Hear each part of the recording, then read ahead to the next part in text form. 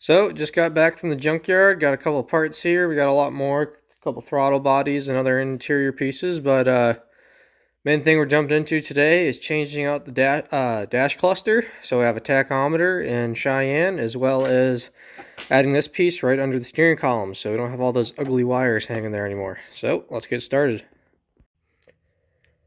So, I'm sitting in here in the cab Cheyenne. We're going to change this dash cluster out. So, pretty much to do this, we have to take out 4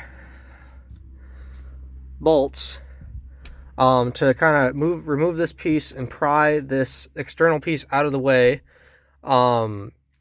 which covers the dash cluster.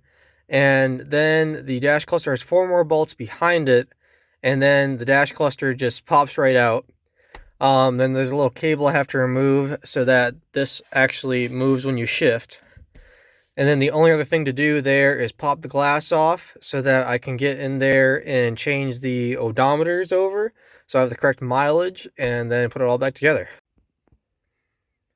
As you can see here, I've taken out the bolts already. And then to remove this cover here, you have to take and shift all the way down to first gear. And then right behind here where the headlights are, there's 2 electrical connectors that you need to remove. And then the whole thing pops right out.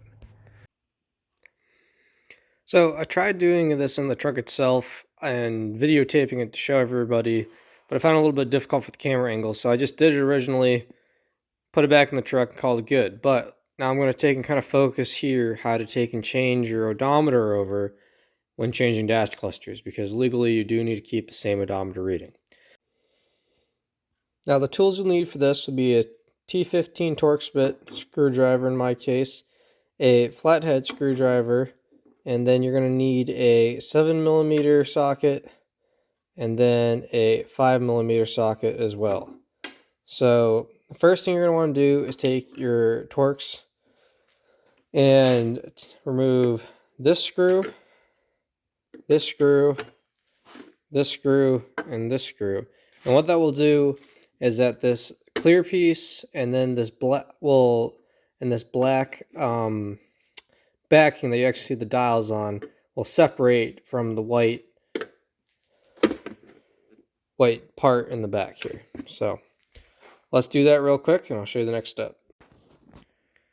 So I removed those 4 screws, and what we can see here is we have the clear plastic cover has removed itself from the white gauge cluster actual electronic chunk. So the next thing you're going to want to do is actually take your flathead screwdriver, and see if I can do this one hand, just kind of pry it in there, and then as you go around the perimeter, gently pry this entire black cover off. Maybe I can, I've already done this once, so it should just come right out.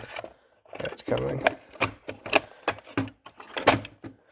So that's going to pop right out here. And that will separate from the rear white cover housing. And then you also have to remember you have this electrical connector right here in the back. You just need to pinch, whoops, and remove that.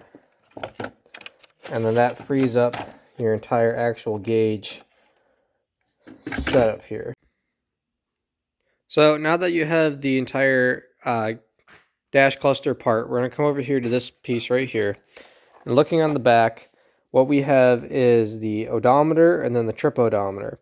And to take and change these out, we have to remove them both, and they're held in by these 4 screws, similar to the way that the rest of the dash cluster is held together. So let's remove these 4 screws and take a closer look. So I just removed those 4 screws, and now what we can do is pop out our odometer and then remove our trip odometer. Assume that this is now has the correct reading on it from your previous dash cluster, and you want to put it back in. The way you put it back in is you literally just take and pick it up. See if I can do this with one hand. Bring it in over here. And then place it back down the way you saw it. And make sure that they're coupled right here, and that we're sitting on the reset lever over on this side for the trip odometer. So then we're going to screw that all back together and then reassemble the entire dash cluster. Now that we have the correct reading odometer back in, when putting the pieces back together, we have to be aware of the prongs here for the actual gauges themselves, and then where they have to sit in the white housing here. So when you put it all back together, you have to press down and make sure that those engage so that the dash cluster works properly. The other thing is we need to remember that this wire right here needs to be fed back through that hole to the other side so that everything connects up properly. Once you have everything pressed back together, we're going to take the wire right here and we're going to click that back in. And then also you can see right in here at these pins, even better looking up here, how that been fully pressed together, like I showed in the previous clip, and that everything is fully engaged. So make sure you check that, else you're going to be like, why isn't my gas gauge working or something? And that might be a reason why if you've taken the dash cluster apart this far.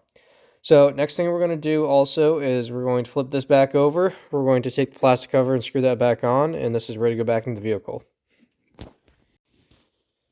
So removing a dash cluster out of a 88 to 94 Chevy can be pretty difficult, because one of the things we have here is we have a cable that's going to go in right in between those two teeth, those plastic teeth, so that when you take and shift, and this is for an automatic transmission only, so that when you shift into reverse neutral drive, that gets dragged across by this cable, and then the little orange marker there moves to show you where position you're at. Now, trying to take that apart or remove it can be very difficult, especially while that's in the vehicle. So what I discovered is if that's why you take this 5mm socket right here and put it on these two bolts and actually remove that piece altogether. And you can leave that with the vehicle itself while you work on the dash cluster, and then you can maneuver it back in and bolt it all back together, which is much easier than taking and trying to remove that cable. So that's just a little tip that I figured out that worked fairly well. And the other thing is that this 7mm socket here is very convenient to have, because all of the interior bolts to get to this point are 7mm to take and break down everything so that you can remove the dash cluster, and the bolts that actually hold the dash cluster in themselves are 7mm bolts. So that's all you really need for tools and how to take and remove and or put this back into the vehicle, I found. So hopefully this video helps and you guys can go and add yourself a new and improved dash cluster.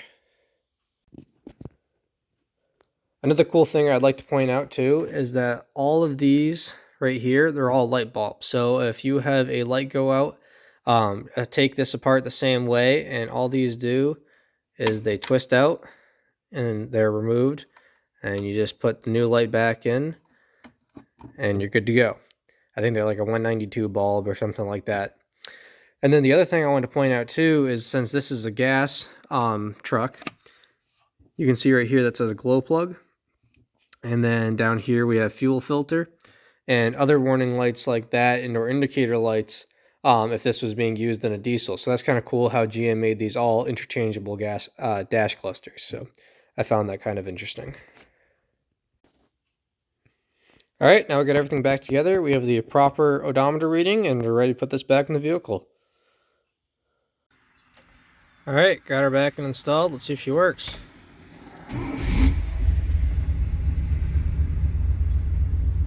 There we go. Everything seems to be working. Perfect.